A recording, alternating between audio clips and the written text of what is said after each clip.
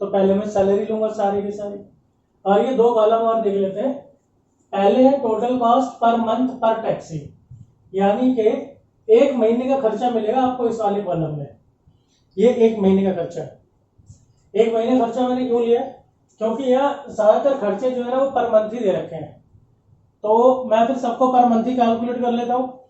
और फिर एक महीने के रनिंग किलोमीटर्स भी दे रखे हैं, ठीक है, तो मेरा काम आसानी से हो जाएगा। और दूसरा कॉलम जो है वो है एक टैक्सी का 1 किलोमीटर का खर्चा। तो सैलरीज ले लेते हैं जी। सबसे पहले देखिए ये आ गई आपकी मैनेजर की सैलरी। मैनेजर की सैलरी है 7,000 पर मंथ। तो अब मैं क्या करूंगा, 7,000 को 10 से डिवाइड कर दूंगा। क्यों?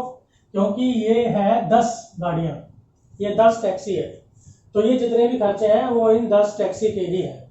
तो हमें निकालना है क्या, एक गाड़ी का 1 किलोमीटर का खर्चा। तो एक करने के लिए मैंने इसको 10 से डिवाइड कर दिया। In the same way accountant salary 5,000 per month, इसको भी मैंने 10 से डिवाइड कर दिया। एक का खर्चा आ गया 500। क्लीनर की सैलरी है भाई 2,000 पर मंथ, 2,000 को मैंने 10 से डिवाइड कर दिया, 200 रुपए आ गया। मैकेनिक की सैलरी है 4,000 रुपए पर मंथ, मैंने 4,000 को 10 से डिवाइड कर दिया, 400 रुपए आ गया। इसके बाद और कोई सैलरी है? ये ड्राइवर की सैलरी। ड्राइवर की सैलरी है जी आपके ये 3500 रुपए। लेकिन अब देखो उसको मैंने 10 से डिवाइड नहीं किया। क्यों नहीं किया? क्योंकि ड्राइवर की सैलरी पर टैक्सी पहले ही दे रखी है, ये एक टैक्सी का ही दे रखा है। ये वाले जो खर्चे, ये वाली जो सैलरीज थी, ये सारे के सारे थे 10 टैक्सी के। और ये जो सैलरी है ये है एक टैक्सी का, तो फिर इसको मैं सीधा लिख दूंगा 3500 रुपए। अब क्या रह गया? अब दूसरे खर्चे ले लो। और देखिए ये जो सैलरीज होती है ना ये फिक्स होती है, चाहे गाड़ी चले चाहे ना चले, चाहे 1000 किलोमीटर चले, उसको सैलरी मिलनी है। तो इसलिए स्टैंडिंग चार्ज है। गैरेज का रेंट स्टैंडिंग चार्ज है। गैरेज का रेंट कितना है? ये हटा दो, ये गलती हो गई, ये गैरेज का रेंट कितना है? 6,000 रुपए। गैरेज का रेंट आ गया 6,000 रुपए और इसको 10 से डिवाइड कर दिया, जिससे ये आ जाएगा एक टैक्सी का। इंश्योरेंस प्रीमियम, भाई आपकी गाड़ी चले ना चले इंश्योरेंस प्रीमियम तो भरना है आपको। इंश्योरेंस प्रीमियम है आपका 5%। 5% किसका? उस असेट की वैल्यू का। असेट की वैल्यू कितनी है? 4,80,000 रुपए। एक टैक्सी 4,80,000 रुपए की है, तो 4,80,000 का 5% यानी 5/100। तो ये जो 5% होता है ये होता है जी पर एनम। देखो आप, ये पर एनम होता है यानी 1 साल का। हम सारे खर्चे किस में बना रहे हैं? 1 महीने में। बाद में सबको इकट्ठा डिवाइड कर देंगे, काम आसान हो जाएगा, इसलिए 12 से डिवाइड कर दिया, तो ये आ गया 2,000। इसके अलावा अगला है ये एनुअल टैक्स पर टैक्सी। देखिए ये भी मैंने आपको बताया था, ये पर टैक्सी ही दे रखा है, एक टैक्सी का है, इसलिए 10 से डिवाइड नहीं करना। इसलिए जब भी क्वेश्चन पढ़ो ध्यान से पढ़ना चाहिए। ये कितना है? 2,400 रुपए। तो ये जो है आपका सीधा सीधा 2,400 आ गया। लेकिन ये जो है ना ये पूरे के पूरे साल का है, हमें क्या निकालना है? 1 महीने का, तो इसलिए इसको हमने 12 से डिवाइड कर दिया। देखिए कहा है ये एनुअल टैक्स। ये एनुअल टैक्स है ना, मतलब ये पूरे साल का है, पूरे साल का है, तो इसे हमें क्या करना है? 1 महीने का बनाना है, इसलिए हमने इसे 12 से डिवाइड किया। अब इसके बाद अगला रिपेयर आ गया। देखिए ये भी अब क्या है? ये भी 1 साल का है, 1 साल का है और एक टैक्सी का है। एक टैक्सी का है इसलिए 10 से डिवाइड मत करना, एनुअल है इसलिए 12 से डिवाइड कर देना। कितना है जी? 4800। 4800 को 12 से डिवाइड कर दिया, आ गया 400। अब है टोटल लाइफ टैक्सी रन्स। अब बाकी जो वो रनिंग वाले हैं, तो आप सिर्फ इनका टोटल कर दो। इन सबका टोटल किया तो आ गया 8500। अब ये जो 8500 आया है ये है टोटल स्टैंडिंग चार्जेस। ये किसके हैं? ये है आपके पर मंथ के, 1 महीने का खर्चा है ये। अब हमें निकालना है कि 1 किलोमीटर का कितने का है, तो रनिंग चार्जेस पर किलोमीटर। अब हम क्या करेंगे, क्योंकि ये 1 महीने के खर्चे हैं इसलिए इसे 1 महीने के किलोमीटर से डिवाइड कर दीजिए। आई रिपीट, क्योंकि ये 1 महीने का खर्चा है इसलिए इसे 1 महीने के किलोमीटर से डिवाइड कर दीजिए। अगर ये 1 साल का खर्चा होता तो इसे 1 साल के किलोमीटर से डिवाइड कर देते। अगर ये पूरी लाइफ का खर्चा होता तो इसे पूरी लाइफ के किलोमीटर से डिवाइड कर देते।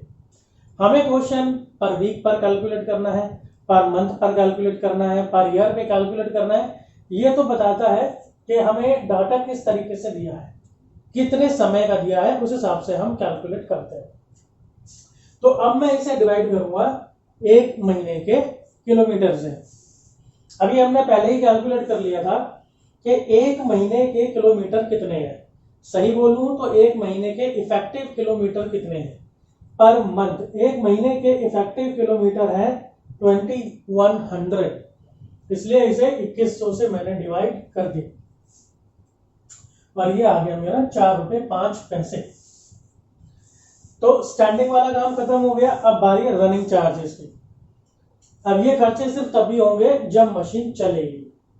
देखिए, total life of taxi 1 lakh kilometre, taxi run in a month, run without passenger, petrol, oil. अब ये 2 ही खर्चे हैं रनिंग वाले, और एक है जो आपको इसमें डायरेक्टली दिखाई नहीं देगा, वो है डेप्रिसिएशन, घिसावट। तो सबसे पहले हम करते हैं डेप्रिसिएशन को। डेप्रिसिएशन का फॉर्मूला क्या होता है? कॉस्ट ऑफ मशीन या असेट जो भी है, cost of asset plus installation charges minus scrap value divided by life of machine या लाइफ ऑफ असेट जो भी है।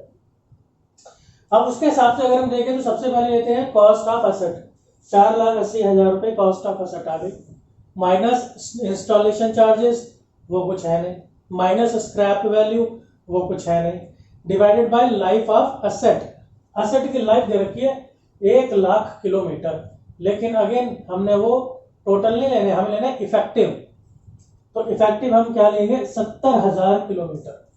1 लाख का 70%, वो मैं बताया था आपको कि 30% तो ये पैसेंजर नहीं उठा रही, तो 70% ही ये पैसेंजर उठा रही है, तो ये 70% ही बनेगा आपका इफेक्टिव। तो उसको हम 70,000 से डिवाइड करेंगे, it will become 6.86। After that come to the petrol. अब ये पेट्रोल कंजम्पशन है भाई, देखो 1 लीटर में चलता है 10 किलोमीटर और 1 लीटर आता है 65 रुपीज का। हमें कितने पे जाना है? 1 किलोमीटर का खर्चा कितना है? तो सबसे पहले तो 65 को हम डिवाइड कर देंगे 10 किलोमीटर से, ताकि 1 किलोमीटर का खर्चा जो है वो आ जाए। अब इसको हमें एक रेशो से मल्टीप्लाई करना पड़ेगा, डिवाइड करना पड़ेगा। वो क्या? देखिए, इसको हम डिवाइड करेंगे जो इफेक्टिव वाले आवर्स हैं 1 महीने के 2100, इसको 2100 से हम डिवाइड करेंगे और 3000 से हम इसको मल्टीप्लाई करेंगे। ऐसा हमने क्यों किया? देखिए, जब हम 3000 से मल्टीप्लाई करते हैं, पहली बात तो ये जो है ना, ये आपका आ जाता है 1 किलोमीटर का। अब इसे आप मल्टीप्लाई करेंगे 3000 से, तो ये आ जाएगा 3000 किलोमीटर का खर्चा। लेकिन हमें चाहिए इफेक्टिव पर कितना है, इसलिए इसको 2100 से इफेक्टिव से हम इसको डिवाइड करेंगे, तो हमें मिल जाएगा इफेक्टिव आवर्स पर कितना खर्चा, सॉरी इफेक्टिव किलोमीटर्स पे कितना खर्चा आ रहा है, तो वो आपका आ जाएगा ये 9.29। इसके बाद आखिरी है हमारा ऑयल एंड अदर। ये भी कुछ ऐसा ही है भाई। 100 किलोमीटर ये का खर्चा आ रहा है 80 रुपए, तो आप 80 को 100 से डिवाइड कर दो, ये आपको दे देगा कि 1 किलोमीटर का खर्चा कितना है। फिर आप इसको 3000 से मल्टीप्लाई करेंगे तो आपको मिल जाएगा 3000 किलोमीटर पे खर्चा कितना है। लेकिन हमें चाहिए इफेक्टिव कितना है, इफेक्टिव किलोमीटर पे खर्चा कितना है, यानी कि 2100 पे। तो इसको फिर हम 2100 से डिवाइड कर देंगे और फिर ये हमारे पास आ जाएगा, और फिर ये कर देंगे हम इसका टोटल 21 रुपीज 34 पैसा। दोस्तों, बहुत ही बढ़िया क्वेश्चन था ये, बहुत अच्छा। और इस चैप्टर से तो काफी प्रैक्टिकल पूरे इंडिया के अंदर आते हैं, चाहे आप कोई भी कोर्स कर रहे हो। तो ये वाले क्वेश्चंस आप बार बार करिए, और पीडीएफ वगैरह भी आपको जो है सभी मिल ही जाएंगे। आप इन क्वेश्चंस को 2-3 बार कम से कम करिए, आपका ये चैप्टर जो है वो पक्का हो जाएगा। आपको कोई भी दिक्कत है तो बात कीजिए और आपकी पूरी की पूरी मदद की जाएगी। इसी तरह से जुड़े रहिए। मिलता हूँ मैं आपसे अगली वीडियो में। धन्यवाद।